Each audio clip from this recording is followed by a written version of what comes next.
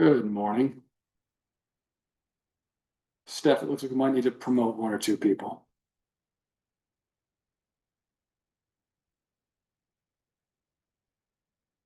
Let me know if you would like me to do that, if you're handling that.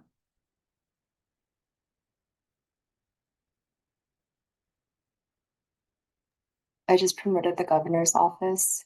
Great.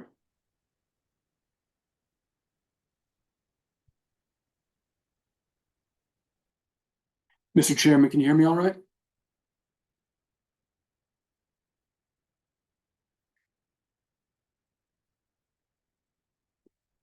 Mr. Chairman, if you are there, we are seeing you as on mute.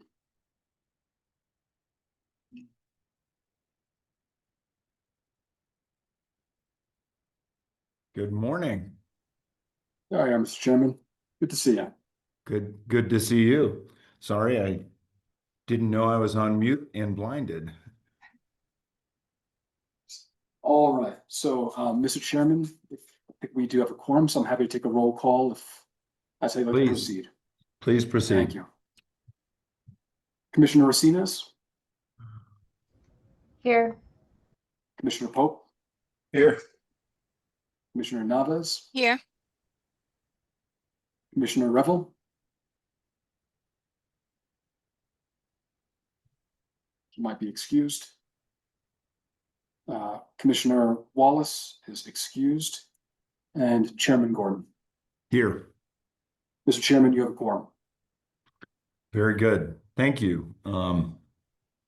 I think in the interest of time, I'm thrilled we were having a meeting, and Director, I would encourage you to proceed. We've got a lot to do today. Thank you, Mr. Chairman. I will quickly read my disclaimers, and we'll get right into the agenda and take it from there.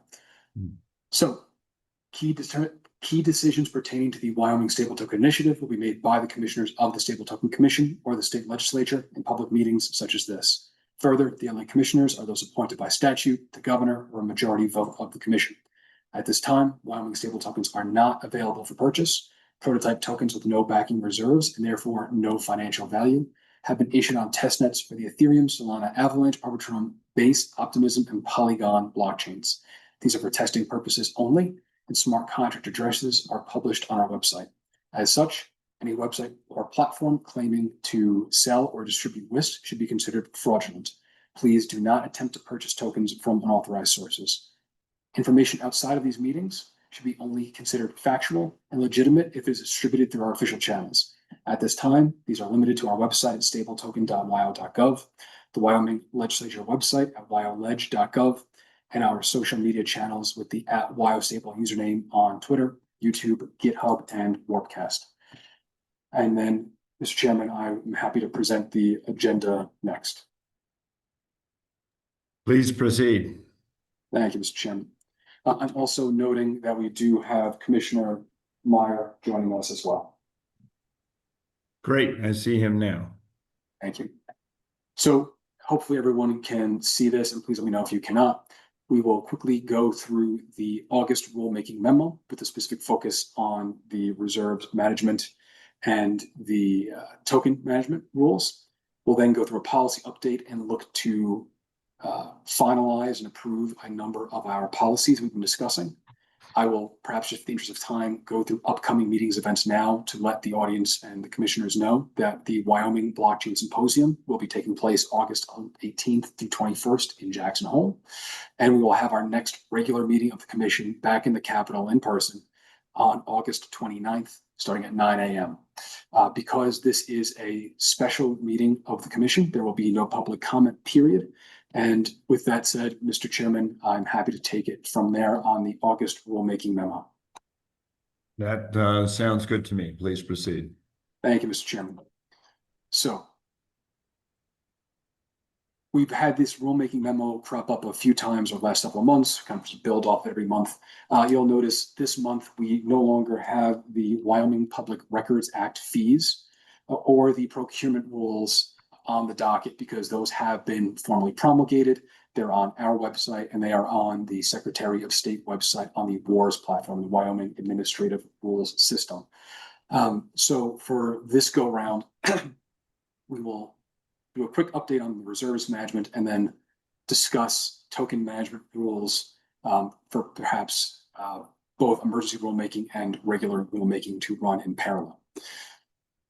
So just to jump right into this, from the reserves management perspective, that rule set, I am happy to announce, is fully promulgated.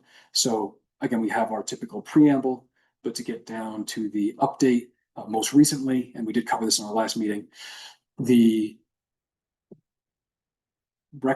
rules for reserves management were submitted to Management Council on July 15th. Those came back with, they came back from the Legislative Service Office with a clean bill of health, were sent to Management Council on July 15th. And then those, after Management Council, go to the governor for the formal determination of allowing those rules to go into effect. And that did happen. Governor Gordon did approve and sign the reserves management rules on July 31st of 2025, which are now in effect. Again, those are hosted on the Secretary of State's website. As such, there's no recommendation, there's no commission action needed. I will say congratulations. We were neck and neck with the Genius Act, and while that will take some months to come into full utilization deployment, we are functionally first with this one. So congratulations to the commission and all the team members that drove that forward. Up next is the token management, and I do have a copy of this to share momentarily. We've gone through this a couple of times in the last two meetings. We went through it section by section, ported in some additional changes along the way that we got based on feedback from the reserves management rules that went through the public comment period. What I'd like to do is run through this one more time, highlight a few small changes that were made along the way, and then put it to the commission for two potential motions. One is to approve the token management rules for regular rulemaking, taking us through the full promulgation process. And another is to work towards emergency rulemaking to have these in place, or a version of these in place in a timely fashion ahead of an anticipated launch on August 20th. So that's the framing here.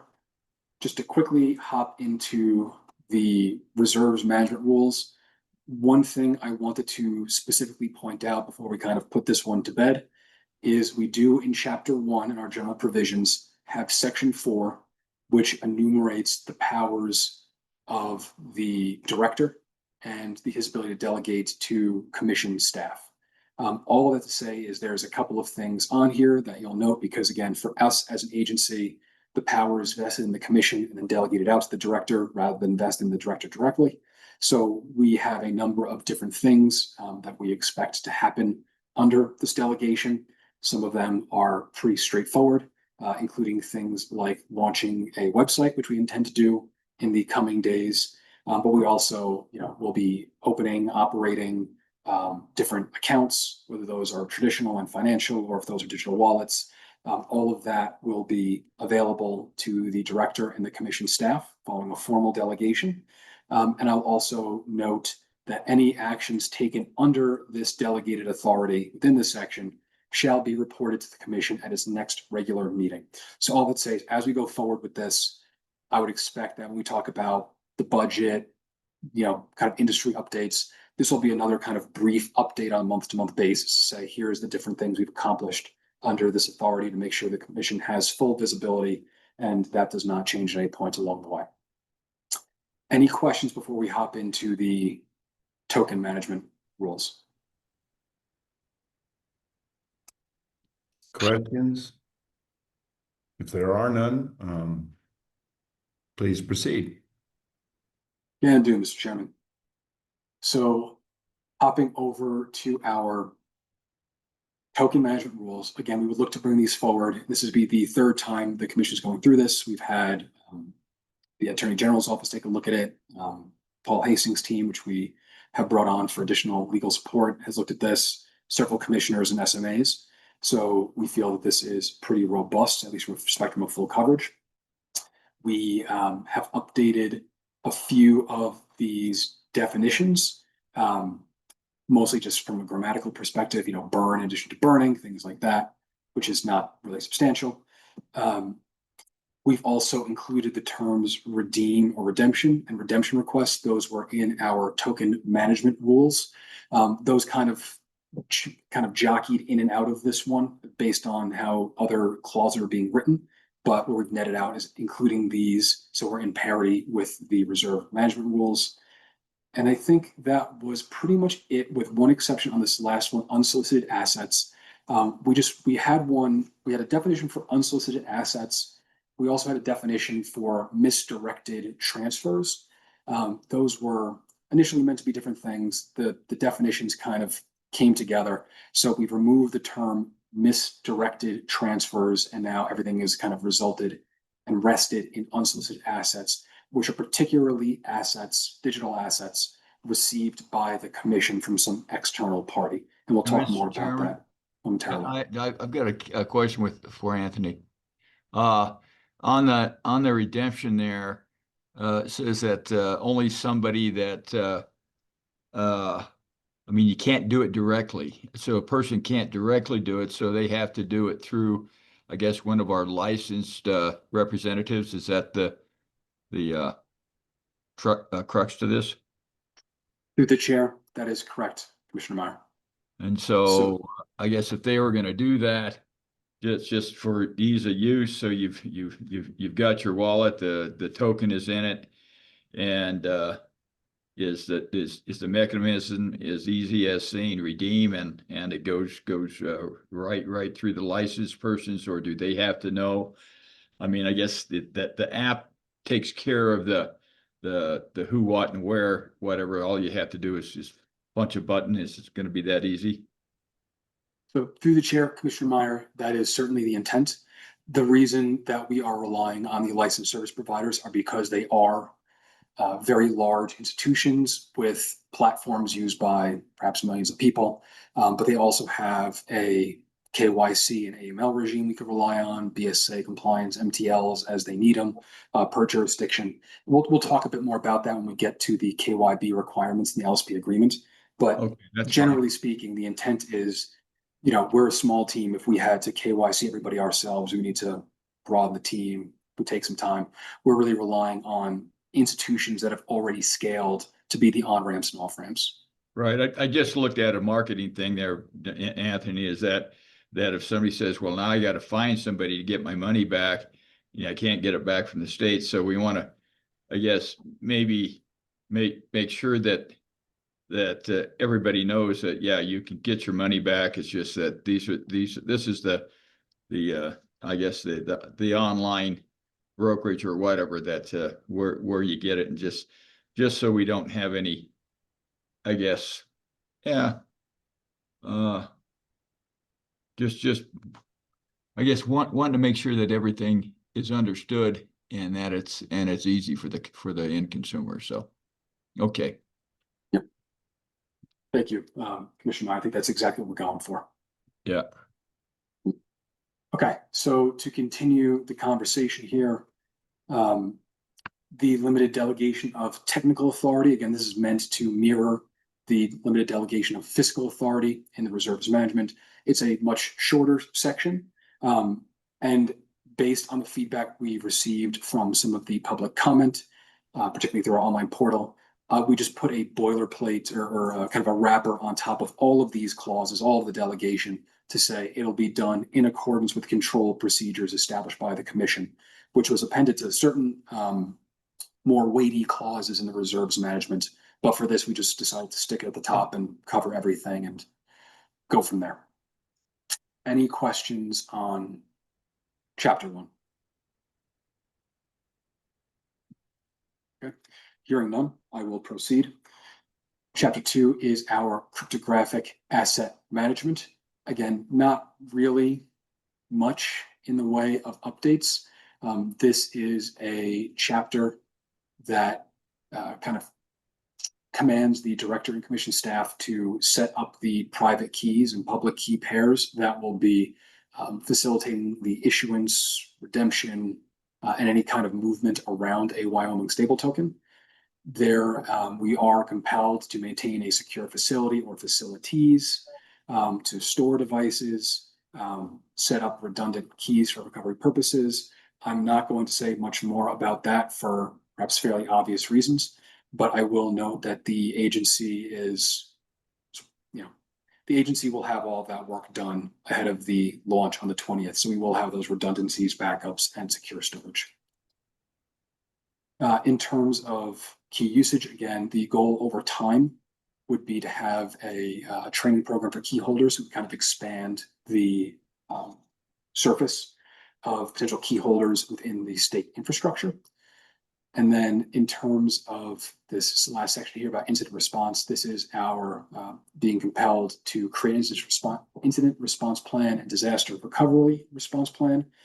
We are authorized to suspend smart contract operations as part of that incident. We would need to define what that is. Now we need to be approved by the commission. We need to make sure that no one person or small number of people can actually do a suspension out of the blue.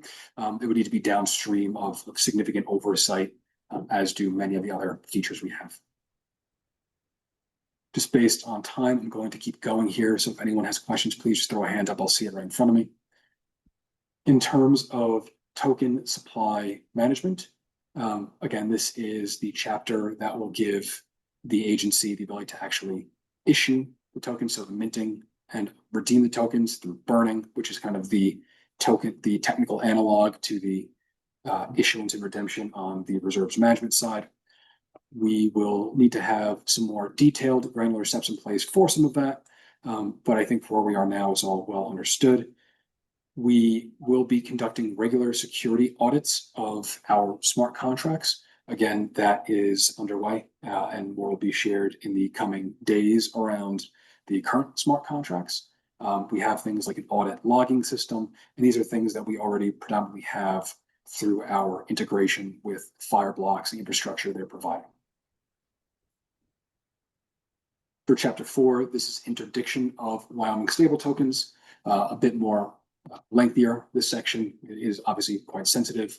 We do walk through the instances in which the Wyoming stable token may be frozen, which would be pursuant to a temporary lawful legal directive, again, which we define above and we've spoken about previously. That is an actual legal document from some kind of authority that we receive. If we are able to confirm that WIST is owned, held, or used by someone, let's say the OFAC SDN list, we are able to freeze the tokens.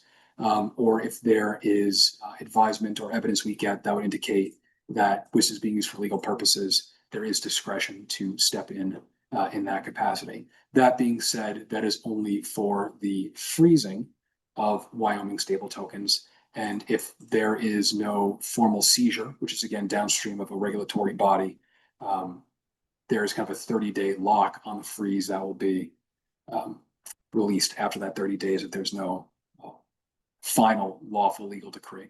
And that again goes to the seizure of Wyoming stable tokens. We're only able to seize tokens if we are instructed to by a final lawful legal directive from a federal regulator or from a judicial body having jurisdiction over the commission. So it's not something that we are able to do. The commission shall not seize which from the affected party or any portion of the reserves without a final lawful legal directive. We'll do our own further analysis. We will look at the on-chain transactions and then segregate any of the Wyoming stable tokens as necessary. And then we will work with any authorities to make sure we have the appropriate instructions. Yeah, Anthony, when you're using the word lawful, just excuse me, Mr. Chairman, through you, I don't think we've had a discussion about whether it's just lawful in Wyoming, the United States, or in the state jurisdiction.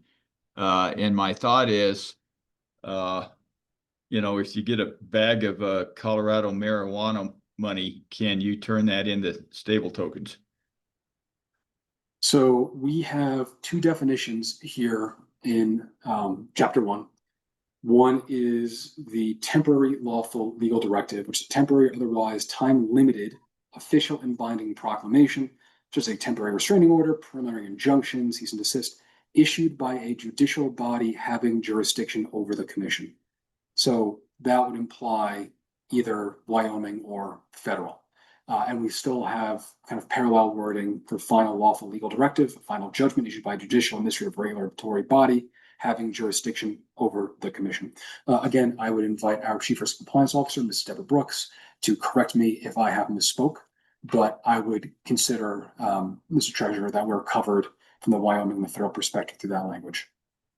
Yes, yes, Director, that is correct. I would just want to add that to the scenario that when this was envisioned, if there is a other state or a foreign decree, the legal practice is to still, for that foreign entity, and that foreign entity is defined for any entity outside the state of Wyoming, to seek a judicial order within the state of Wyoming in order for that order to be executed. So for example, if there was an order to seize in Europe, that European entity is unable to serve us with that freeze order, they would need to get that ratified, if you will, by a judge within the state of Wyoming. Yeah, and I apologize for bringing it up in this area. Just it's clear on burning, freezing, and seizing the jurisdictional venue. I'm just wondering in the use of it where it's legal in some jurisdictions, whether or not that that the stable token could be used in commerce. And I think the federal government has freezed up those funds as far as being used in the banking system. So I'm assuming we're okay, because I guess the use is for any legal purpose, and legal. I'm going to make the assumption that the answer would be yes. You could use it to accept basically a bag of cash from somebody in the United States, or not us, but our service providers could. And I would note Flavia has her hand up, Commissioner Navis. Thank you, Governor. It was just to point out that Commissioner Revelle joined us a few minutes ago. That was it. Thank you. Oh, Anyway, I guess we can continue on with it. That was just a question that I wanted to have some clarification on at some time. Thank you, Commissioner Meyer. We can certainly continue the dialogue on that. Yeah. To continue, so we were on eviction, we talked about seizure, that was into that chapter. And then these, this one's quick. This is just a series, chapter 5 is development operations, smart contract cycle, a series of rules that would compel the commission to implement and maintain procedures for upgrading smart contracts and software, kind of tying the blockchain selection process into our rules here, making sure that there's procedures for launching Wyoming stable token as any net new chain that we adopt or we want to launch on, to make sure our testing is done in a way that we feel is robust enough so there's no technical issues when we deploy. Same goes for version control, which is we go from V1 to V2, or there's kind of major and minor changes. We've got all that documented on our side. That's in place under this particular chapter. And then finally, management of other digital assets. No updates on the handling of gas fees, which is we'll need to create a policy regarding the payment of gas for stable token transactions. That's a little bit more complicated than we felt was appropriate for rules, but we certainly are working on documentation as well as the financial models for payment of gas fees or transaction fees across any given network. The more substantive part of this particular chapter is on unsolicited assets in which the commission receives some digital asset from a third party. First things first, if that happens, we will segregate all the unsolicited assets in a designated wallet controlled by the commission. We will not return any unsolicited assets unless we are directed by a final lawful legal directive, or if the digital wallet that sent those unsolicited assets, we know that that's one of our licensed service providers, and there's no illicit activity indicated, we could send those back. So essentially, if we have an LSP that intends to do a redemption, but we receive the tokens without a corresponding invoice for redemption, we could send those back, say we need to process this appropriately, fill out the invoice, let's do it, then we could kind of mulligan. And then In the event the digital wallet associated with the unsolicited asset perhaps is tagged with illicit or illegal activity through our on-chain analytics or open source intelligence, we'll coordinate with law enforcement on how that should be treated. Final point here is, again, this is just kind of to make sure that we're kind of an avoidance of doubt clause, but absent final lawful legal directive, the commission or commission staff shall not be responsible for the burn and reissuance of Wyoming stable tokens to a licensed service provider or token holder who has sent Wyoming stable tokens to a digital wallet other than the intended recipient. So in other words, if Bob tries to send some Wyoming stable tokens to Alice, but sends them instead to Chris, we're not going to rewind that transaction because Bob sent it to the wrong person. That's not something that we're going to be addressing. It's really for us, it's our engaged LSPs and the lawful legal directives. So that is the token management rule set. We've seen it a couple of times. We've highlighted what the updates are. Happy to take any questions from the commission on that rule set before we move on. Are there any questions? Yeah, I guess can we rewind a wallet if somebody drops it overboard from the boat when they're fishing or water skiing or something? Through the chair, Commissioner Meyer, no. Again, unless it is a licensed service provider whose wallet address we have as a recognized wallet, we would have a kind of a connectivity with them. If they lose access to that, and we need to work with them to instantiate a new wallet on their side that we have, the ability to transact with, we might be able to do that. But So a licensed service provider could do that or offer that service if they offer it for their other customers, they could, I guess, extend it to our tokens and wallets.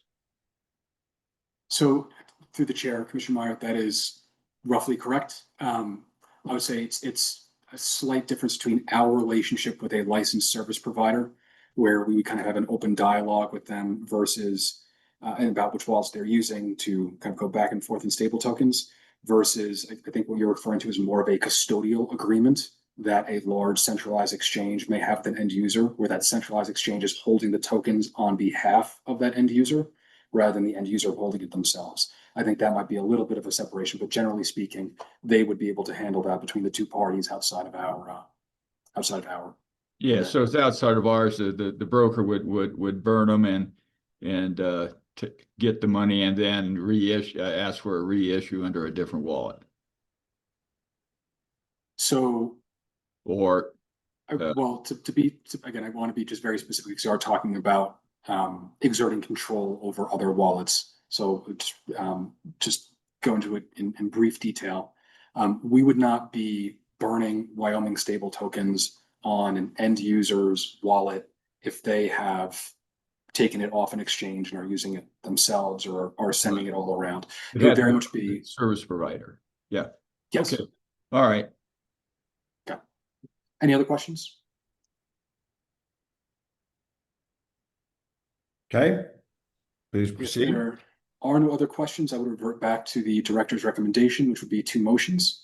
One would be to approve the proposed token management rules as drafted or amended for pursuit of emergency rulemaking by the director, inclusive of completing and filing any interagency forms required, followed by approval of the proposed token management rules as drafted or amended for pursuit of regular rulemaking by the director, inclusive of completing and filing any interagency forms required.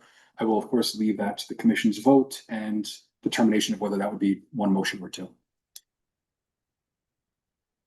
For the sake of clarity, let's just do two motions.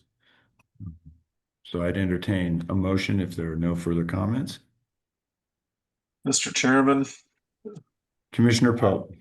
I would make a motion to approve the proposed token management rules as drafted or amended for pursuit of emergency rulemaking by the director, inclusive of completing and filing any interagency forms required. Is there support for the motion? I'll second it. Thank you, Commissioner Naves. Any discussion? There is none. All in favor, let's say, signify by saying aye. Aye. Aye. Nays? Motion carries. I would entertain the second motion if necessary. Mr. Chairman, I would move that the commission approve the proposed token management rules for regular rulemaking with all the incumbent authorities as far as completing forms, et cetera. Thank you, Commissioner Racines. Is there a second? Second. It's been seconded by Commissioner Meyer. All in favor signify by saying aye. Aye. Aye. Nays? Commission, that motion carries. Thank you very much. Back to you, Director. Thank you, Mr. Chairman. Thank you to the commissioners. Just keeping an eye on the clock, I will get us into the next document, which is somewhere up here. Or I'll just pull it out of my downloads, which will be the kind of umbrella doc to review some of these policies that we've had in front of us, again, with the goal of proving a number of these policies. So we are, second time with the Chairman. And hopefully this is showing the August 2025 policy update memo for everyone. The goal here would be to approve these policies ahead of the anticipated launch of the token on August 20th. And if we need to, we continue revising policies as needed. So we will just dive right into the terms of service and user agreement. Again, I would specify that these have been reviewed by the commissioners, SMAs, the Attorney General's office, team over at Paul Hastings, and have been presented once at a very high level to socialize them, once in some detail in front of the commission at our last regular meeting. And now this is the final version. I'll note that there's been, just in terms of what's kind of the key changes, we'll revisit the prohibited action section. It's much more truncated, but I think is the point across well, and we will take it from there. So this is the terms of service and user agreement. This will be hosted on our website. This will also travel with the Wyoming stable token in its metadata, so that by having a Wyoming stable token digital wallet, these apply. So you'll see kind of determine some recurring wording to use. So purchasing, holding, spending, transferring, redeeming, or otherwise using WIST. You agree that you've read, understood, and agreed to be bound by these terms. So they kind of bind on receipt or other utilization of the token. We have, again, a lengthy section on definitions. Similar to our token management rules, there's a lot of weight on the applicable laws section, which is essentially what is in scope for the state of Wyoming. We've referenced things that are outside perhaps of our scope, like the Bank Secrecy Act, but are definitively required by our licensed service providers. So we're looking at coverage between our side and the LSP side, and we have a carve out in this for the LSP specifically. Hey, just a second, that on that ordinance, so that means that any city, town, or county can have specific stable token or stable coin usage rules. Through the chair, Commissioner Meyer, while I am not a lawyer at that level, my understanding is if some county in Tennessee was very antithetical to Wyoming stable tokens, they could certainly put their own ordinance there, but that wouldn't be on us. That would be on their own books, right? Yeah, and any county in Wyoming could say, we don't like stable coins and they can't be used in commerce. Well, Commissioner Meyer, I don't think that would necessarily be applicable. Again, not speaking as a representative of the commission. I do believe we have Mr. Kenny online. I don't know if we could port him in from as a panelist. And well, I don't need the answer right now. I think I need it before these things go in, because that's to me that would be problematic. But through the chair, Commissioner Meyer, my perspective would be that the state law would supersede. Okay, well, let's continue. We could follow up with that one in more specificity. So there are a couple of definitions ported in, again, that you'll recall from our token management rules or reserves management rules around permitted investments. We do have the definition of a prohibited WIST user. This is again, in a bit more specificity, the parties that would not be allowed to use Wyoming stable tokens, and really this resolves to, let's say, the OFAC specially designated nationals list, the kind of blocked persons list, anyone on a sanctions list. So these are known bad actors that we would need to make sure can't use token. And again, we do intend to have OFAC sanctioned wallets pre-screened and prohibiting the Wyoming stable token from being transferred to them in the first place. Again, there's a bit more on the different sanctions laws. And then we just define who you are as the WIST user. So moving on, there are terms applicable to licensed service providers specifically, because they are the ones who are going to be the purchasers and resellers of the Wyoming stable tokens. They are the ones we are able to facilitate redemptions with. That is going to be downstream of a request to do so. And we'll need to have significant details in there to make sure that we are getting all the information we need to process that purchase or redemption. We note that we may have fees. Again, we do not have any plan to put fees at the window for minting or redemption at this time. But this is something that perhaps in the future, if we feel the need to increase the fiscal solvency of the program, we could do so. Sorry, Commissioner Navas, I realize has a hand up. Apologize. It's very small on my screen. No, thank you, Anthony. I was waiting for you to finish this section. I would make a recommendation that the executive team take a look at incorporating the LSP specific sections into the agreement in itself that the LSP is going to be binding itself to, not only for consistency of terms, but also to ensure that as the user terms can be updated on the website and they can change from time to time, the written agreement that is signed by the parties would only be modified by another written agreement. So we want to make sure that there's no issue in updating a certain document and then not the other one. It can cause inconsistency in terms.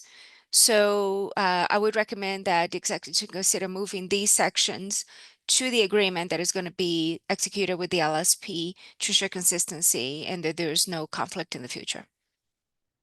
So through the chair, Commissioner Navas, and I do believe you will be going through the LSP agreement momentarily, is your perspective that these should be removed from the user agreement? That would be my recommendation for consistency. Again, the user agreement, even though the LSP will be holding the token for a period of time prior to distribution and could be considered a user during that period of time, their rights and obligations are detailed in the contract that you're going to be presenting to us for review. And all terms should be included in there. In my experience in the past, when you have multiple documents that are listing the parties' obligations, you inevitably run into questions down the road as to enforceability of what clause, which one supersedes the other, especially when you're referencing terms that are posted online and could be updated from time to time in conflict with an agreement that is in writing and signed by the parties. So that will be my recommendation going forward. And I see that Commissioner Reville has raised his hand as well. Commissioner Reville. Thank you, Mr. Chair. Director Apollo, I agree with Commissioner Navas. I have a question for Commissioner Navas. Do we want to leave a reference to that language here? A reference that a contract exists between the commission and the LSPs for distribution of the token. Is that what you're thinking, Joe? Making reference to the LSP agreement here. So this language moves as you suggested, but then here in its place, we make reference to that agreement. We could say that LSPs are parties that have contracted with the state of Wyoming. So we're not listing again clauses that are in that document in here for again separation and that there's no conflict between the two. We could say that the LSPs, and if the definition is not already there, Anthony, that are contracted parties with the state of Wyoming and that have rights and obligations detailed in a separate document or something like that. would probably be, it wouldn't be a bad thing. Mr. So,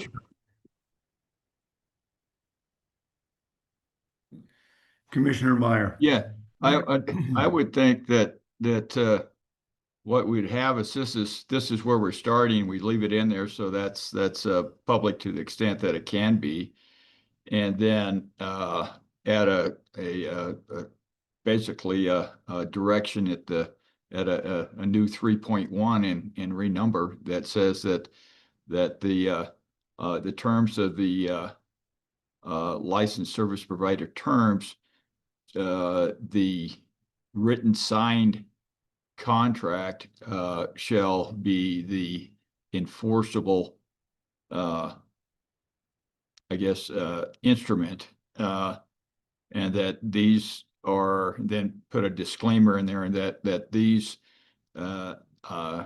terms that are here are for reference only as to previous or prospective contracts. So it's clear to the extent that Commissioner Navas wants to make sure that there's no, I guess, ambiguity in what each, I guess, licensed service provider is held to. Would that suffice, Commissioner Navas? My concern, Kurt, is that the language currently stated includes representations and warranties by the licensed service provider, which are legally binding terms. So you will be inevitably already saying here, these legally binding terms, but never mind, they don't matter because the other agreement is the one that controls. I'm Well, not as sure long what as goal we will be hoping to achieve by including those two terms in there.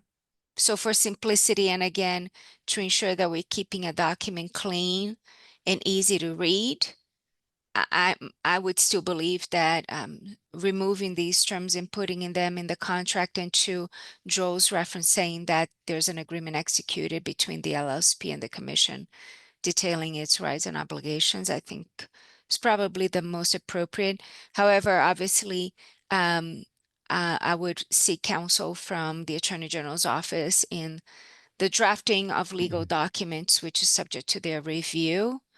But that would be my recommendation for simplicity of reading and non-conflict of terms. Yeah, I think that, you know, who's going to read it if it's not within this document. And I agree with you that all of these are subject to the review and completion by the Attorney General. I think that's how we handle all of our contracts, is that and, you know, even our motions, is that these are essentially material terms, but they're subject to completion of a contract or the negotiated terms. So your concern, and I guess I'm having a hard time figuring out what your concern is that we want to just basically have this off the books and something on the I guess, or what? Commissioner Meyer, I think the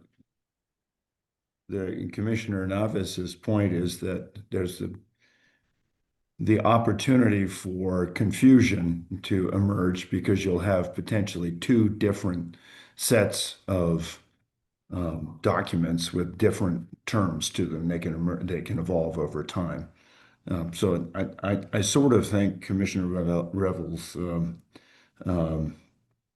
recommendation makes some sense to incorporate by reference, or, you know, basically point that out. I understand your concern. If it's not readily available, why would I, you know, am I going to know about it? But I think there's got to be binding terms at one point that aren't then subject to interpretation from two different documents.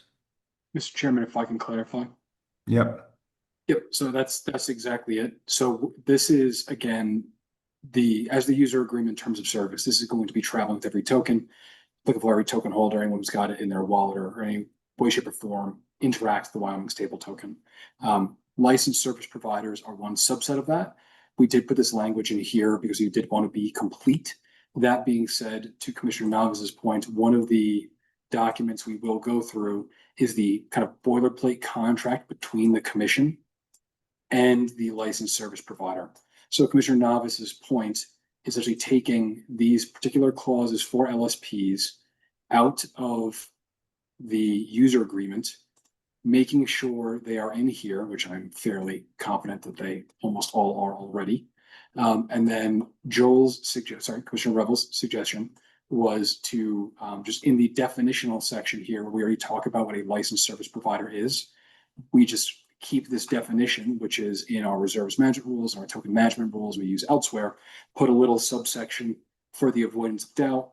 Licensed service providers will be bound to the terms of an agreement signed between that LSP and the Wyoming Stable Token Commission. That way we have a document with them and we don't have a conflict between a previously signed agreement with a licensed service provider and a updated version of this user agreement if they were to break in any way. And of course, we work to make sure that didn't happen. But this is just, again, a control we're putting in place to make sure that doesn't happen. I guess normally, you know, like if you got your Apple phone out there, you accept all those terms or you don't get service, you know. So I guess we're saying everybody can have different terms and we can negotiate different contracts. Well, there will be, so through the chair, Commissioner Meyer, for the LSP agreement, one of the things we'll talk about is there's different flavors of LSP, for lack of a better term, right? There's going to be a centralized exchange that we may want to work with will look different than perhaps a smart card provider where they can load up Wyoming stable tokens onto a. And that's fine, I guess, if you want to do it on just the high level that they have that they're bound by, you know, the contracts and follow the laws of Wyoming, the United States or whatever. That's fine, but we need to have it memorialized someplace so everybody knows what the starting point is there and have that available to people who want to be licensed service providers. So this was one way, just it's right out there and in the open.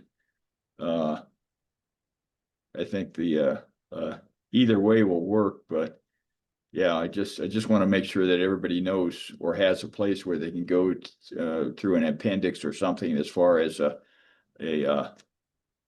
you know, a starting point on this. But yeah, I don't have a lot of heartburn one way or the other, but I just want to make sure that we're transparent and if we're taking whole sections out, I don't know who's going to be able to read it and how they're going to be able to read it.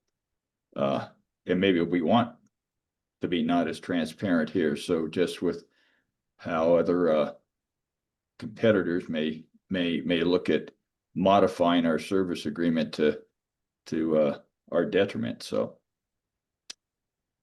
Anthony, I have my hand raised, please. Yep. So, Kurt, to address your potential concern around lack of transparency, which is absolutely not the case, couldn't be furthest from what we're trying to achieve here. The template LSP agreement, which Anthony showed briefly on the screen, will be approved by us, the commission, and then made available. This is a public document that people will be able to utilize, to Anthony's point, as the commission negotiates with different types of licensed service providers.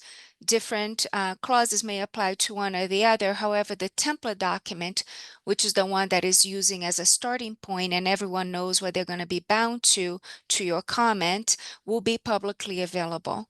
That document would be incorporating the terms in the section 3.1 or 3 overall, which I'm referencing currently. So again, there should be no concern with transparency, which is being fully given, as to terms that are bound to applicable parties.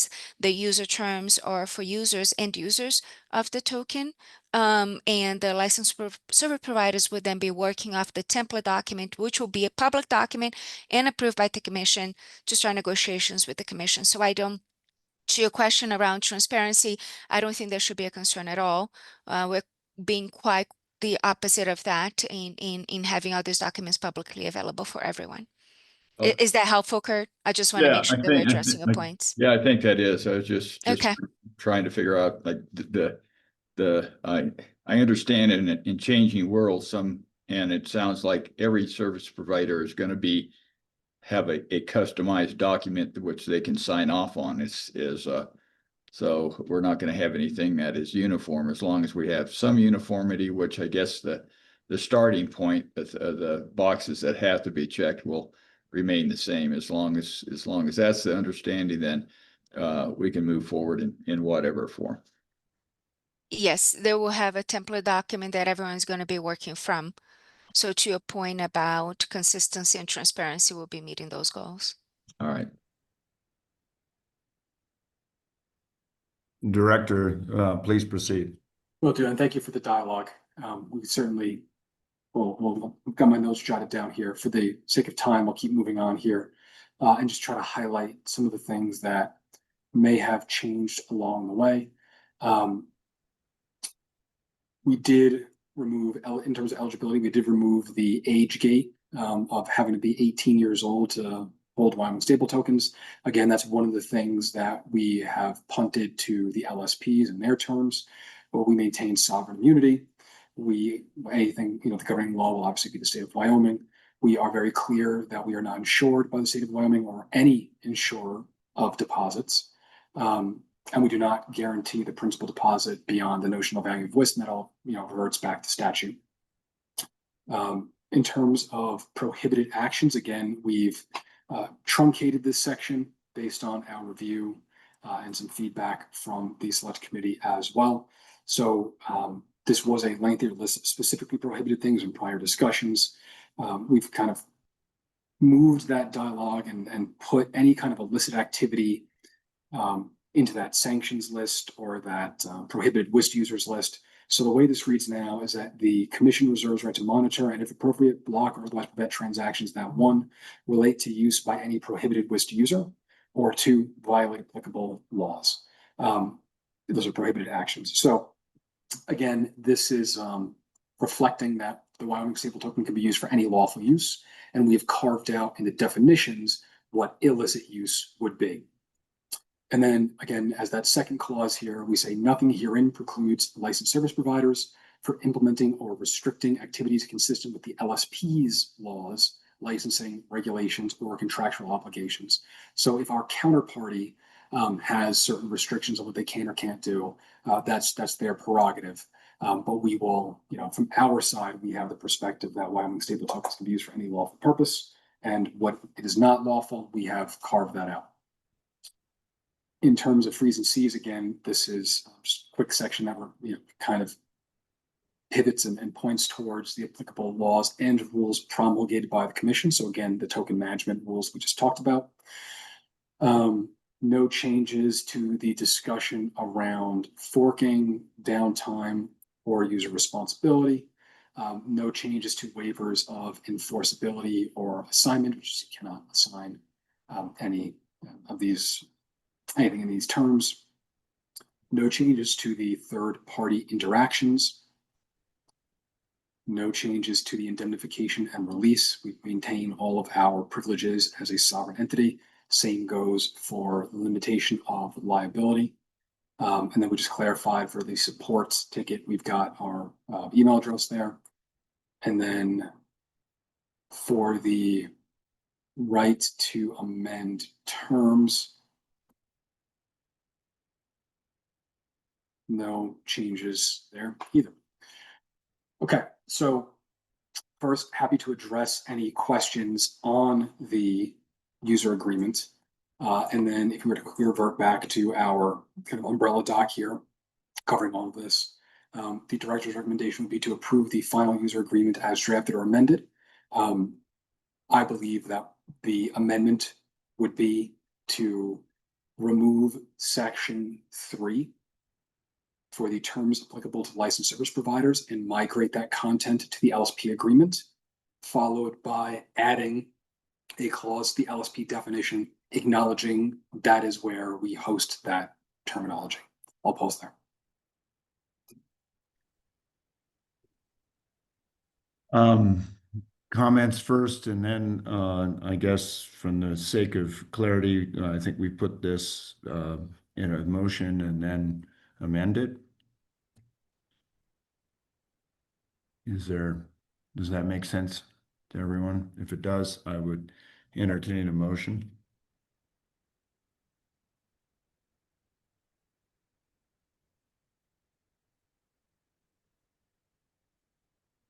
Mr. Chairman, Commissioner Pope. I am just trying to figure out exactly what the motion would say if we're going to amend language in this. But So- I do believe that that we need to at least move forward with this document today. So if Director Apollo can illustrate possible language for the motion, I would entertain making one. And Commissioner Pope, I guess what I'm saying, we have the document before us. That could be put before us formally by motion. And then the amendment could strike section 3 and replace with language, if that makes sense. Okay. That makes sense. Mr. Chairman, I'd like to move that we accept the document as written, and if seconded and then amended later on, I would consider those friendly amendments so we don't have to go through that process on my part.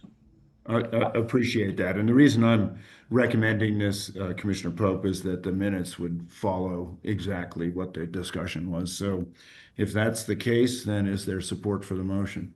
Second. It's been seconded. Are there recommended changes in amendment? I recommend change section 3, importing those sections into the LSP agreement and making reference in this document that there is a binding document between the commission and the LSP with shall control. Okay, is there support for Commissioner Navez's recommended change? Second. That's been seconded. Director Apollo, is that clear enough for you? It is clear enough for me, if it is clear enough for the commissioners. This is the point at which discussion? Is there any discussion? Yeah, Please. Mr. Chairman, will reluctantly support this. This seems like a process which is moving at warp speed to get to a desired time, but having not been on these particular subcommittees, I really don't have, from my perspective, an understanding that I have of the document as it is to feel comfortable with it, but I'll reserve the right to look at it in the amended fashion and I guess at the appropriate time, maybe offer amendments. There's some different things that I don't entirely understand. Forks is one of them, and different things like that that I'm not sure exactly how that process works. So I guess I'll reluctantly support this and rely on the representation of the people that have worked on the committee, and that's I think that's appropriate, although I'm still uneasy. So that's my conditional aye, guys. All right. Thank you, Commissioner Meyer. Further discussion? Mr. Chairman, Commissioner Pope. and if I am wrong in this, someone please correct me, but as this is not a rule, but this is a policy, we have the ability to change this on a more regular basis if necessary. And am I correct in that, Director Apollo? Through the chair, Commissioner Pope, that is correct. And first and foremost, our team is always willing to walk through these things should there be any additional questions. Secondly, As I mentioned a few minutes ago, I would expect with the delegated powers to the director and the commission staff, I did speak about doing updates on a regular cadence at our regular meetings. Any changes to documents like these as policies would be brought forward in those discussions. And I'm assuming, and I didn't read the whole thing, there are notice provisions if in case these policies change as well. So yes, if we have to amend later on, we can, and then observe the notice provisions within the language. That's right. That's where it is. Thank you. So I believe that with the amendment we're discussing, it is appropriate to move forward. And then if we need to make a change later on, it is far easier than it is with rules. Thank you, Commissioner Pope. Further discussion? Further discussion? Okay, Commissioner Pope, I just for the sake of clarity, you took the amendments as friendly amendments. I did. So we are on the main motion as amended. Last call for any discussion. All in favor signify by saying aye. Aye. Aye. Nays? And that motion carries with all the discussion. Thank you for your efforts on that. Please proceed. Thank you, Mr. Chairman. Thank you to the commissioners for the dialogue. So moving on to our next agreement, these will be the KYB requirements, the Know Your Business requirements for the licensed service providers. Again, we need to make sure that the counterparties we are dealing with are robust, have their ducks in a row, and we will be collecting documentation from them, reviewing it before we onboard them formally. Again, this will be the third time we look at this document as well in terms of specific updates since our July 17th meeting when we reviewed this in more detail. We've added a couple of additional disclosures around cybersecurity, business continuity, and disaster recovery plans. And we've also lowered the threshold for beneficial ownership documentation that was previously 25%. We did a little bit of research, 10% seems to be industry standard, and have modified as such. So going into this document, introduction, really no changes. This is meant to provide context to the licensed service provider. So this would be well-trodden ground with the commission around our basket of permitted investments, how we intend to work with the LSPs. We do have a section that defines the types of LSPs we may end up working with. Centralized exchanges have come up plenty. They're kind of the easy one to describe. Payment platforms or software integrations could fall into that as well, and market makers too, who may be helping us distribute the token or circulate it on certain platforms. So moving on from there, in terms of establishing relationships with LSPs, this is where we kind of give them the heads up that we do expect them to be compliant with certain federal legislation here in the US. We point to where all of our terms will live, so you get familiar with all of this. And then we go through the process of asking for documentation from the LSPs around their entity name, addresses, formation documents and dates, tax IDs, everything we would need to understand the structure and how these entities organized. We ask for certificates of good standing, for example, financial statements. And then again, we are requiring information on beneficial owners or ultimate beneficial owners with a stake in the company that's greater than 10%. Again, that has been lowered from the 25% we had in the last version we looked at in July. We not only collect that for beneficial owners, but also principal officers, and it's the same cut of data. And that is where we start with the LSPs. We also have further due diligence. This is mostly about what we are going to collect and what we are going to do with it. But we do have some additional requests here. You know, what is your definition of a high-risk customer? What percentage of high-risk customers do you have? Are you exposed to anything we don't particularly want to be exposed to? And then again, we did add a bit about cyber compliance. So SOC 2 reports for controls over anything that's technical, InfoSec policies, incident response plans, These are a lot of the documents that we did get from our vendors during the procurement process. We want to make sure we're doing very much the same with the LSPs we want to work with. And again, that's for any, that's the kind of like the entryway for any domestic LSP. From here on out, this document kind of expands. We ask for enhanced due diligence on LSPs that are domiciled overseas. We want to understand who their regulators are, and what jurisdictions they're under, how they, what their analogous anti-money laundering regime looks like, and making sure that we understand not only their jurisdiction, but how they have met and hopefully surpassed the requirements. And then again, we get into other flavors of enhanced due diligence. If we determine that an LSP has a higher risk determination, we dig in a bit about things like adverse media that may have been published about beneficial owners or officers. Is there a call to action from FinCEN? These are things that are well defined at the federal level, and we go from there. If you've been under a compliance program, the amount of time you've been in that compliance program and how that has operated.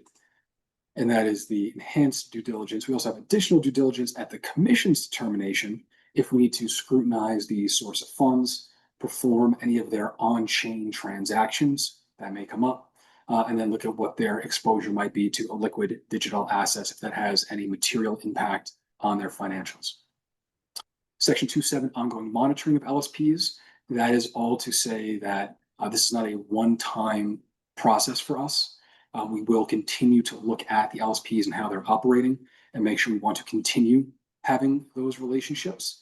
And as such, we will be performing periodic reviews, and we have a number of different elements of that. Again, negative results of blockchain analytics or negative media, receipt of any kind of law enforcement inquiries, etc. I will quickly pause there because Commissioner Pope does have his hand up, and I would ask that he be recognized with the chair. Mr. Chair? Yes. Director Apollo, can we go back quickly to 2.6? When you talk about additional due diligence commission determination, will that request for us to consider that come from you? Or what type of notice would we receive on that? And is that something that should be part of this, or your notice to us that we might want to consider more? How does that work on a practical basis? Yes, so through the chair, and thank you for the question, Commissioner Pope. This would be another one of the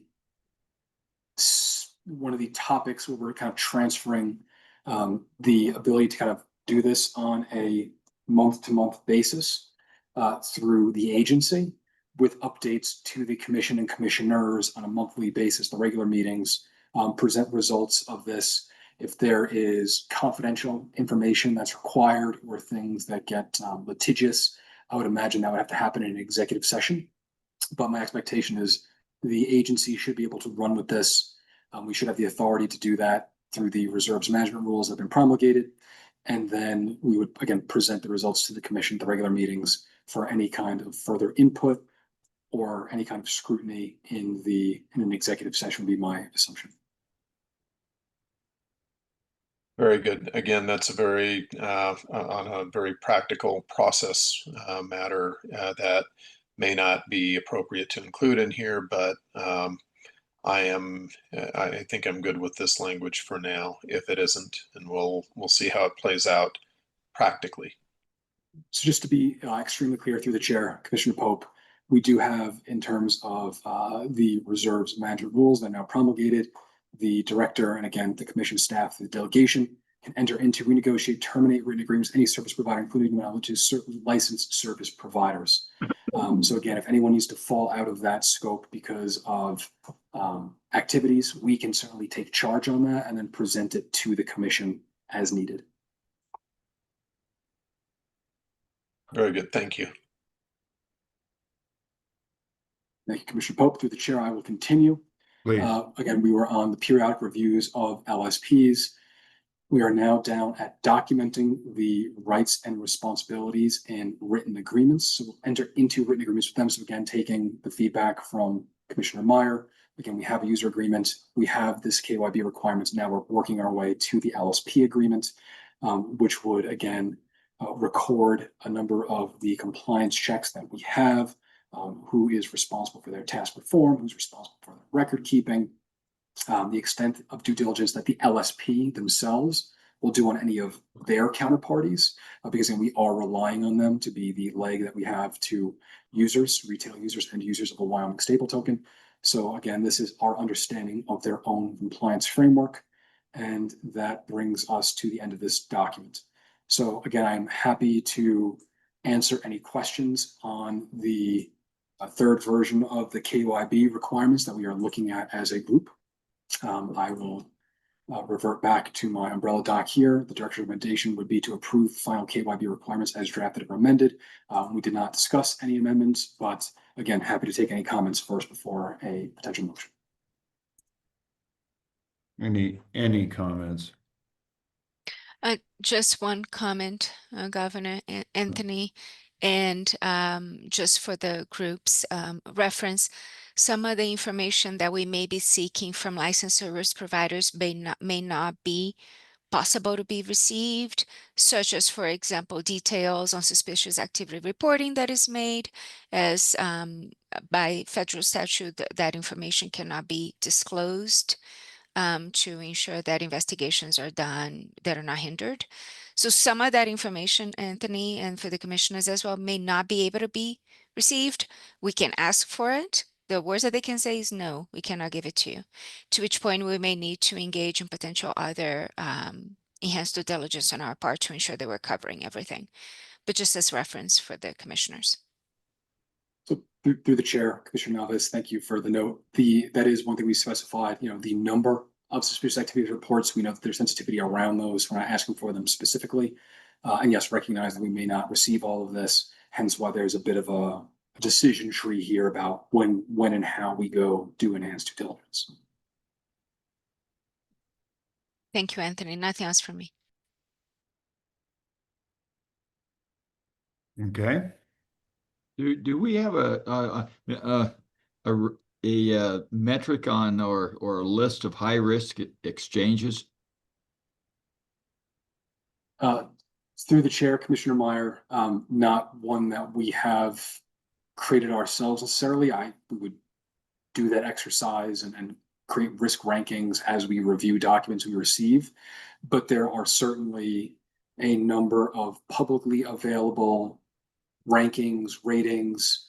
It's not Moody's, it's not S&P, but there are certainly similar similar research reports that provide, A through F ratings for different exchanges based on, similar features as what we're looking at and discussing right now.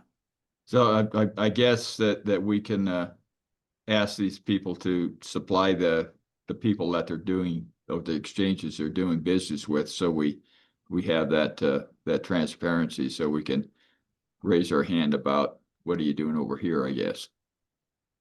Through the chair, that'd be correct, Commissioner Meyer. Okay, thank you. Thank you, Mr. Chairman. Thank you. Further comments? All right. Director, I did want to note that Stephanie had prepared a kind of a rubric that's also attached, and thank her for that. And I believe you're looking for a motion on this one as well. That is correct, Mr. Chairman. So with that, I would entertain a motion. I also move to approve the Know Your Business document for LSPs. I would Thank say, you. Mr. Chairman. Thank you, Commissioner Navis. Thank you, Commissioner Meyer. Any further discussion? If there is none, all in favor signify by saying aye. Aye. Aye. Nays? That motion carries. Thank you. Director, back to you. I thought I had unmuted myself. Thank you, Mr. Chairman, and thank you, commissioners, again for the dialogue. So we will again go back to our umbrella doc. This is the licensed service provider agreement. Again, this one's a little longer. Ms. Brooks took us through this in pretty robust detail last time around. This is again, the reason why this document is as long as it is because this is essentially a Wyoming contract, the state contract, similar to the ones we've been using for our vendors. Now also wrapping the terms that we would need to engage a licensed service provider specifically.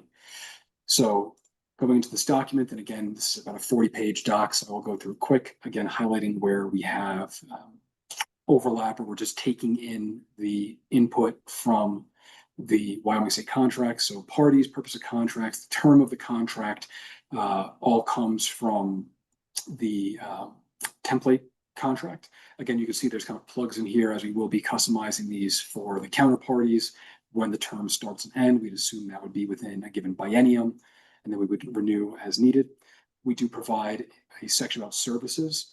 This is where we provide context about the Wyoming stable token itself, because we want to make sure that we have all of this detail in one place for a kind of a smattering of LSPs with, you know, different interests, but all asking the same questions around things like reserves management, the minting and redemption process, etc. And again, calling out things like we're not going to reverse transactions. So moving past this, again, we've gone through this before. No material changes, things like suspension of services or authorization limitations and restrictions. We do have a testing period to make sure that we can set up the financial rails and as well as the wallets that go between the counterparties. So that is all called out here. In terms of payment, this is again where there would be invoicing. Again, the assumption here is these are fees that would be paid out of the interest income that's being generated by the underlying reserves. That's the invoicing part. Again, the payment and financial default. If the contractor, again, the LSP, has some kind of issue, then we may close the account or terminate that agreement. Everyone's responsible for their own taxes, etc. Representations and warranties, I believe, again, this section has not changed, but what I would suggest is this is the section where we would add the language called out by Commissioner Naves on the user agreement. So we would likely need to put that into reps and warranties, that they have their own presentations, they understand that we may imbue a fee structure at some point. Again, not something we're doing day one, but I would suggest, we'll come back to it at the end, but I would suggest that that wording from the user agreement comes into the reps and warranties section. In terms of banks and third parties, this is where we acknowledge that we're relying to a certain extent on the existing financial infrastructure. That may have its own complexities and delays based on things that are not blockchain related, but based on a third-party financial institution.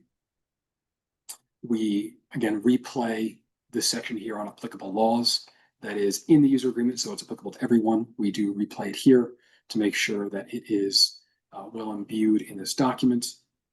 We have a section around the contractors and users who are being offered Wyoming stable tokens and the obligations of the contractor to those end users as well as the agency. Relying on the, this is our onus, is again to identify contractors, again going back to that KYB process and the verification that's downstream of that. And then as we talked about in the know your business, the KYB requirements, we do have the sanctions regime here as well in a bit more specificity.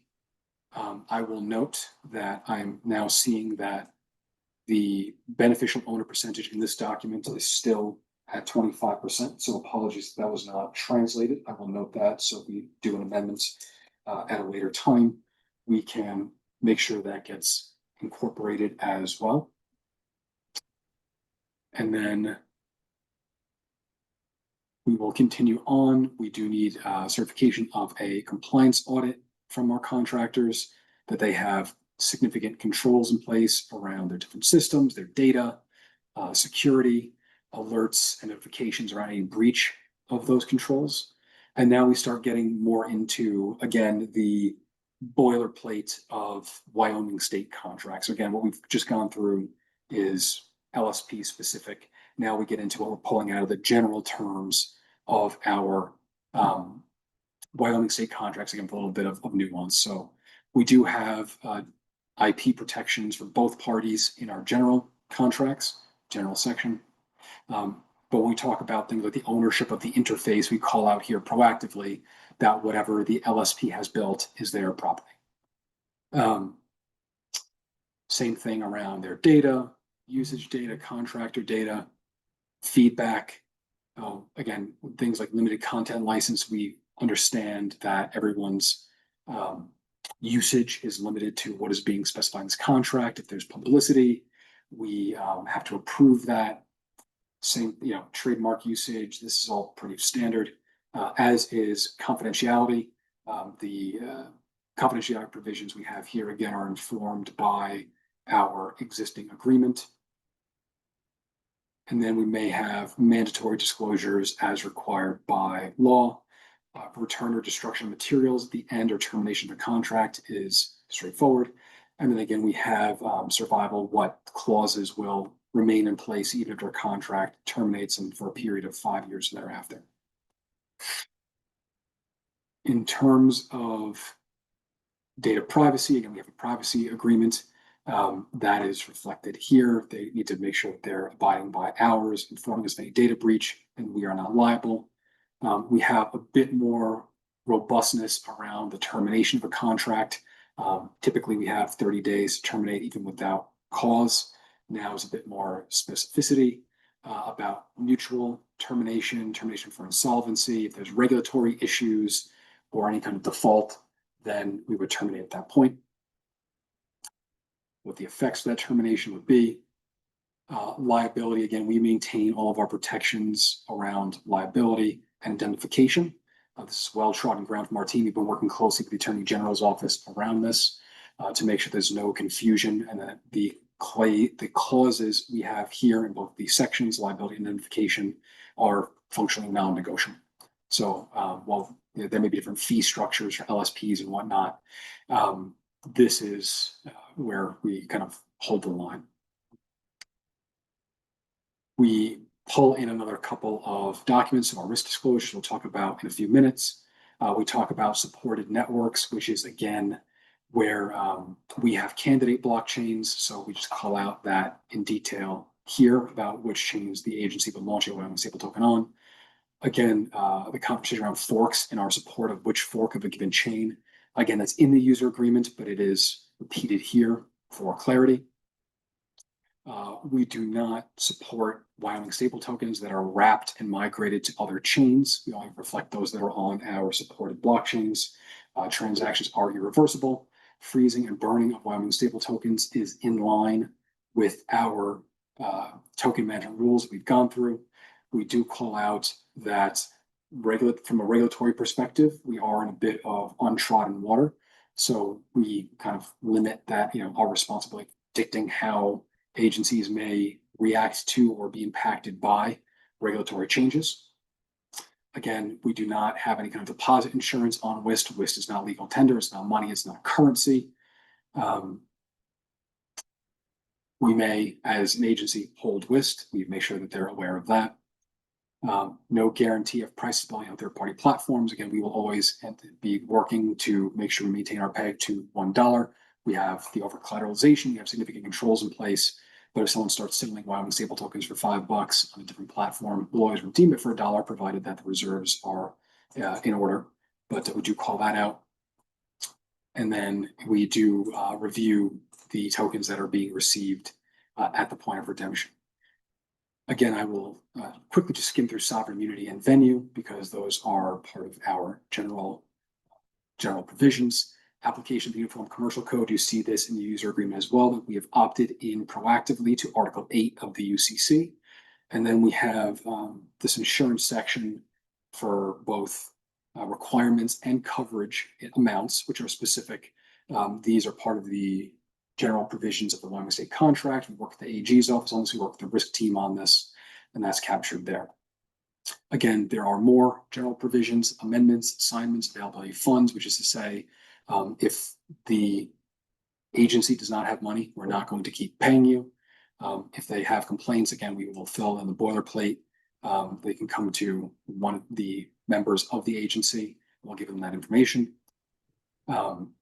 This contract will always govern in case of a conflict, being broken up, ethics, entirety of contract, force majeure, independent contracting relationship interpretation, invalidity, language. Those are all part of the standard contract. And because this is in the digital asset space, we did add a clause here that nothing that we do or say is financial advice. Non-discrimination, non-waiver notices, ownership and return of documents, prior approval, all come from the standard contract, as does survival, time of the essence, titles of controlling, and the waiver. Okay, with that said, that is the body of the licensed service provider agreement. It is a lengthier one. We have a sign-off page, and then we would attach a payment schedule, as well as we'd be attaching the terms of service and user agreement that, again, we've gone through. So again, I would happily answer any questions or address any comments from the commissioners. I will call out if there is a motion to approve this document as drafted or amended. We would be amending two things that I called out during the review. One would be, again, in representations and warranties, porting in what was formerly Section 3 of the user agreement to Section 6 here, and then changing the 25% to 10% on the beneficial ownership threshold. I'll pause there. Mr. Chairman, Commissioner Moon.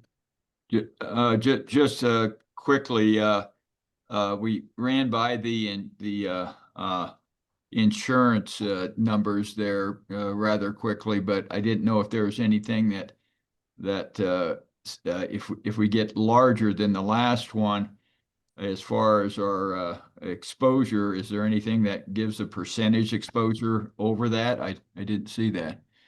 Through the chair, Commissioner Meyer, there is not percentages. We can certainly run that by the risk team. We have not encountered that in any of our contracts to date. I'd be curious if the Treasurer's Office has contracts with those percentages.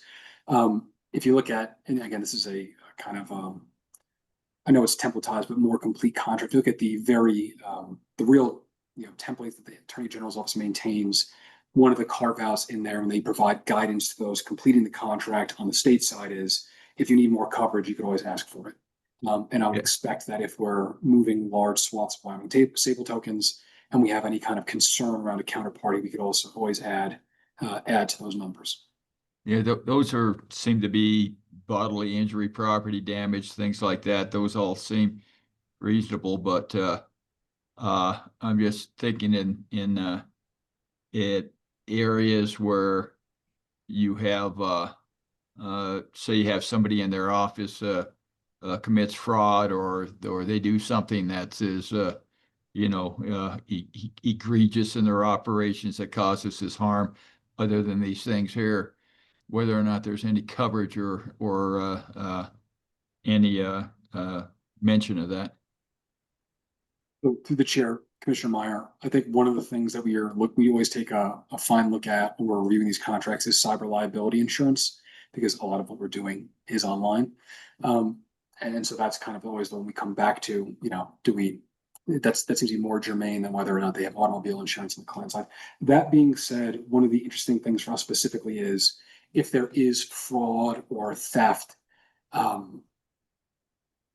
we still maintain control over the stable token. So if there is fraud or theft, that would be illicit activity, and those would be transactions we would be able to rewind again downstream of a valid court order, which I'd assume in a case of fraud or theft there would be. Yeah.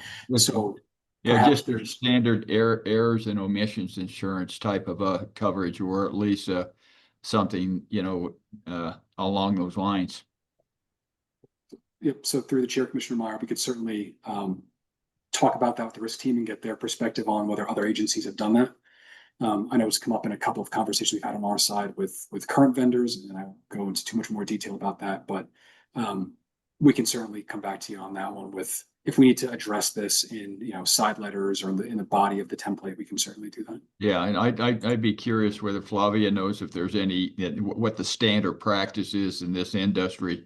I know in a lot of industries, it's just, it's a risk of liability, and I would assuming that they would have that already, but I don't know whether we specifically call that out, or whether the language here actually, I guess, that we have is broad enough to cover that type of recourse.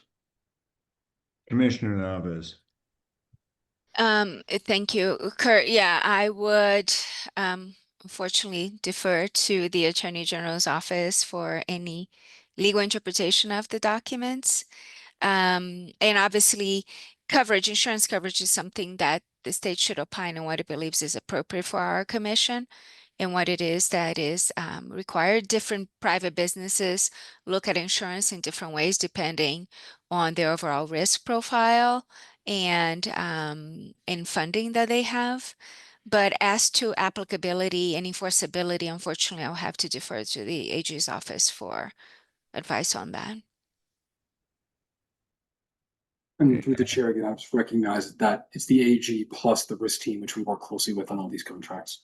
Yeah, I'm not so much concerned about our risk, because I do think we have some sovereign immunity in that, but just the other risk that we have dealing with people where our licensed service providers, whether or not there is that ability to get recourse through any legal means if they for some reason do something that would be considered an error or omission that's within the standard basis that people use in this industry. Anthony, I would probably ask that we get feedback for Kurt's question from the AG's office to Okay. All ensure right. that we have the understanding from a state's perspective. Through the chair, thank you, Commissioner Neves, thank you, Treasurer Meyer. Commissioner Meyer, again, this is a conversation we have on every one of these contracts, so Yeah. we're happy to do so on this level. I know we've got several suits that, we got headhunters that come in here with saying that, this company violated the SEC rules or something in some manner, way, shape, and form, which caused injury to the state. And so, I guess would be, now that we have the Genius Act or whatever, that maybe if there's a violation of that act or federal law or, or state law in the non-performance of their duties, so to speak, then they're liable, or I don't know. Whether or not we need to put that in there, or whether that just be a game changer for who's going to be our vendor or not. It might the AG might just say that, well, it's understood that if they cause you harm, they're subject to suit, Through the chair, thank you, Commissioner Meyer. I will quickly just say, kind of keeping an eye on the clock here, that I do believe we have addressed that in the expanded termination section. Again, typically our termination clauses are kind of small, but yeah, non-performance is certainly in there. Yeah, I would think that would be part of the deal. I understand, Commissioner Meyer, your thoughts. I guess it does feel to me that having the opinion of the AG would be helpful, but this may be subject to side letters, I would suspect. Yeah. All right. Okay, moving on. Given that, is there further discussion? If there is none, I would entertain a motion to put these on, then we can amend as appropriate. So a motion to put these before us? I would so move, Mr. Chairman. Thank you. Support for the Commissioner Myers? I'll Motion? second it. Thank you. And now we're open to amendments. Commissioner Meyer, if you do the same process as Commissioner Pope did on the last go round and make these friendly, that would be probably expeditious.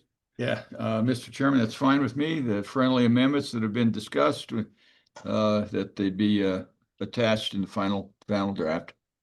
All right, thank you. So starting with that, going back to section 3, terms applicable to licensed service providers. Director, you recommended putting that under what? Mr. Chairman, it would be section 6 of the licensed service provider agreement, which is the representations and warranties. Okay. So you'd insert inclusive 3.1 through 3.1.5.3. Is that correct? 3.1 in the user agreement through 3.5. That is correct. Okay. All right. Is that, who's putting that forward? I would move that, Mr. Chairman. Thank you, Commissioner Meyer. Support? Second. Okay. Let's take a vote on that. All in favor signify by saying aye. Aye. Aye. Nays. Okay, that is now done. And then Anthony, you had, and I lost the track of that, to change 25 to, and this is in section 8.5, is that correct? Correct. In the sanctions section, which is 8.5, in section 8.5A and 8.5B, changing 25% to 10%. All right, motion? Mr. Chairman, just that everything is renumbered as necessary. Good point. And so you're putting that forward? Is there support for the for the Commissioner Myers motion? Second that. Okay, thank you, Commissioner Revelle. Any discussion? Hearing none. All in favor signify by saying aye. Aye. Aye. Aye. Okay. And now we are, I guess I screwed up the process. I apologize. We are on the motion as amended. Is there any discussion? I think Commissioner Meyer pointed out the renumbering as necessary. So we're under that appreciation. Any further discussion? If there is none, all in favor signify by saying aye. Aye. Aye. Aye. Nays? The motion carries. Thank you. Thank you, Mr. Chairman. Again, thank you to the Commission for dialogue. Recognizing we are 2 minutes over our scheduled time, I want to go through 2 final documents. Those are going to be the privacy policy and risk disclosures. We will get back to the Commission with additional feedback on the financial accounting and audit policy. We've gotten some significant feedback from the commissioners on that, so we will present that along the way here. And then from the privacy policy and risk disclosures, both much shorter documents with no changes other than formatting. So I will quickly run through these, and then please do feel free to raise a hand and stop me if we need to discuss. So for the privacy policy, again, this is very much downstream of the Wyoming Public Records Act and what we're allowed to collect, our obligations to collect data and the policies of ETS.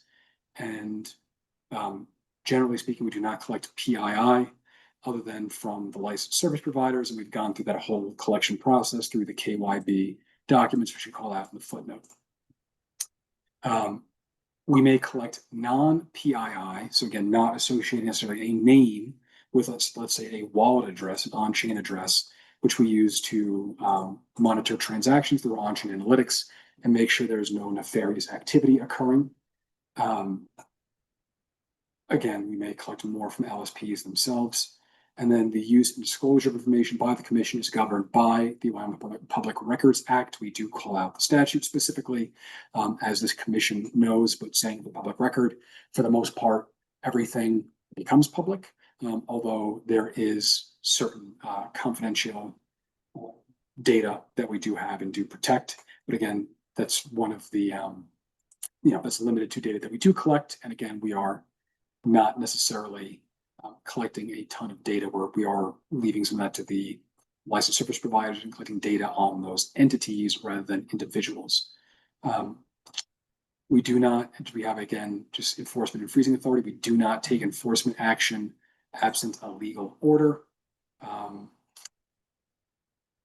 We are under the records retention schedule, which is in statute as well. If we are not using data in databases, no longer relevant, those are destroyed. Anything that's responsible or pertaining to incident management, we keep for 10 years. If the privacy policy changes, we post it on our website and we will note the version that we have. And if you have any inquiries, you can reach out to our mailbox. That is it on the privacy policy perspective. Again, no changes from the prior 2 times we presented this to the commission. Happy to take any questions. If there is no feedback or comments, the director's recommendation would be to approve the final privacy policy as drafted or as amended, and we go from there. Questions or comments? Thank you. I'd entertain a motion. I'll move to approve the privacy policy. It's been moved by Commissioner Navis. Is there a second? Second. It's been seconded by Commissioner Revelle. Any discussion? Hearing none, all in favor signify by saying aye. Aye. Aye. Nays? We're done. Thank you. That is approved. Thank you, Mr. Chairman. Last one. Again, quite short, no changes from the prior 2 presentations. This is the risk disclosures addendum. The only thing we've done here is done some reformatting. This is meant to travel with the user agreement and should be considered kind of part and parcel. It'll be part of the token metadata as we've discussed. And again, simply by purchasing, holding, spending, transferring, redeeming, or otherwise using Wyoming stable tokens, you acknowledge that you've read these risk disclosures, understand those risks, agree to assume those risks, and understand as well that risk disclosures do not encompass every possible risk there could be. So in terms of general risks, the market price of WISP may fluctuate. Again, we have significant controls in place to make sure that does not happen, but there's always that opportunity again in some kind of black swan event, and the risk disclosures accommodate that, as does, of course, statute. Reserves may be subject to liquidity risk. Again, we've kept it very conservative with treasuries, but there could always be movement there. You bear the risk of using Wyoming stable tokens in third-party platforms. So section 2.3 really calls out that if you have Wyoming stable tokens and you're using them in whatever, using them in commerce, using them on platforms, those are not affiliated parties with us, nor necessarily our LSPs. And so we do not know what that risk profile looks like for those kind of arm's length third parties. And you are, must take that under your own advisement. Financial institutions that hold our reserves are subject to various risks. We do call out that WIST is not legal tender, it's not money, it's not currency. So we cannot in any way, shape, or form demand or require that WIST be used as legal payment for goods and services. We do not have any kind of insurance on it from FDIC or SIPC, again, called out in our user agreement as well. There are other transaction security risks that, because we're launching on complex blockchain architecture, we call that out. If you do not have a significantly strong cybersecurity posture yourself, you may be susceptible to some kind of cybersecurity risks. And we, of course, may update the token in the future. And we can't tell you today what that could potentially look like several years from now. We talk about the freeze and seize that is downstream of any kind of legal order from government authority that has jurisdiction over us. WISP may be subject to encumbrances. And then we get into legal and compliance risks. Legislative regulatory changes may affect the purchasing, holding, spending, transfer, redeeming, or other use of WISP. We talked about this a little bit in the LSP agreement. We don't know necessarily how all the legislation that's currently going on in DC will shake out. We call that out here. And the counterparty or the holder of WISP is responsible for complying with all applicable law. We do not provide financial advice from tax, legal, or other professional advice perspective, and nothing on our website is advice either. That is the end of the risk disclosure document. I will again entertain any questions. If there are none, I would, my recommendation, director's recommendation would be to approve the final risk disclosure as drafted or as amended, and we'll go from there. Thank you.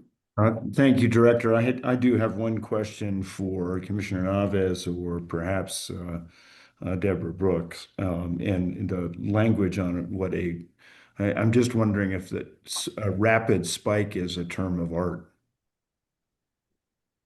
So, Mr. Chairman, I do not believe it is, and I know we said there wasn't really any changes to this, but I think that is the one thing we zapped after our after we reviewed this.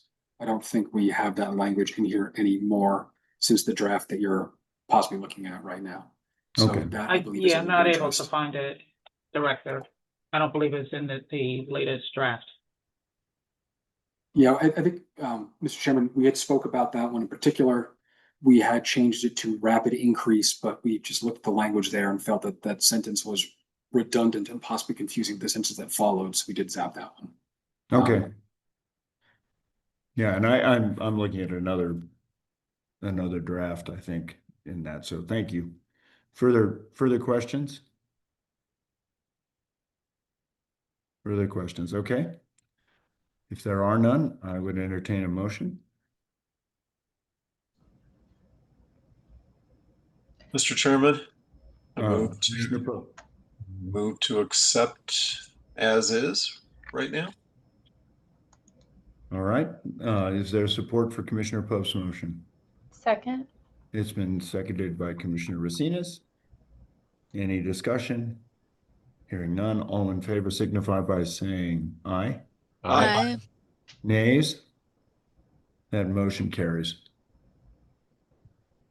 Thank you, Mr. Chairman. That is it for my agenda. Again, as a special meeting, we do not have any public comments today. I'm happy to entertain any questions that remain, but beyond that, that's from my side.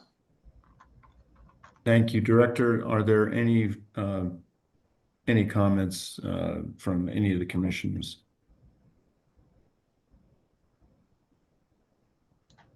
If there are none, I appreciate everybody today. Thank you very much for working expeditiously through these. If there is nothing more to come before us, I would entertain a motion to adjourn. So moved. It's been moved. Is there a second? Second. It's been seconded. All in favor signify by saying aye. Aye. Aye. Nays? We are adjourned. Thank you all very much. Have a wonderful Monday. Thank you. Thank you. So.